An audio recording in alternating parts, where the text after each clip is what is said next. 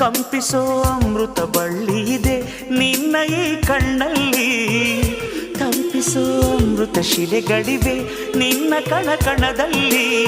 ತಾಜ ಮಹಲ ಕರಗಿಸಿ ಎರಕ ಹೊಯ್ದ ರೂಪಸಿ ಹೊಗಳ ಮಾತುಗಳಲ್ಲವೇ ಅಲ್ಲ.